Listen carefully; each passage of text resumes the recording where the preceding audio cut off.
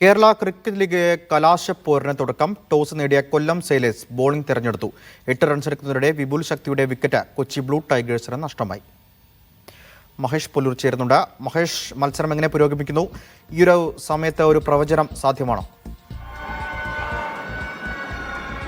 സച്ചിൻ, തുടക്കത്തിലെ നഷ്ടപ്പെട്ട ഒരു വിക്കറ്റ് മാത്രമാണ് കൊച്ചിക്ക് ഏക വിനയായത്. പക്ഷെ അതിനുശേഷം ഇങ്ങോട്ടിതാ വിനൂപ് മനോഹരന്റെ വെടിക്കെട്ട് ബാറ്റിങ്ങിനാണ് ഗ്രീൻഫീൽഡ് സ്റ്റേഡിയം സാക്ഷ്യം വഹിക്കുന്നത്. 27 പന്തിൽ 69 റൺസുമായി വിനൂപ് മനോഹരൻ കൊച്ചിയെ മുന്നോട്ട് കൊണ്ടുപോവുകയാണ്.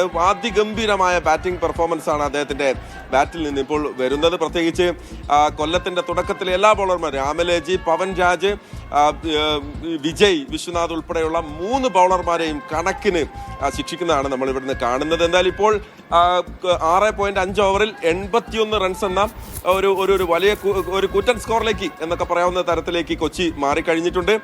ടോസ് നഷ്ടപ്പെട്ടു. ടോസിന്റെ ആനുകൂല്യം കൊല്ലത്തിനായിരുന്നു. പക്ഷേ ടോസ് നഷ്ടപ്പെട്ടിട്ടും കൊച്ചിയുടെ ബാറ്റിംഗ് ഗംഭീരമായി തുടരുകയാണ്. ഒരു കൂറ്റൻ സ്കോർ തന്നെ കൊച്ചി മുന്നിൽ കാണുന്നുണ്ട്.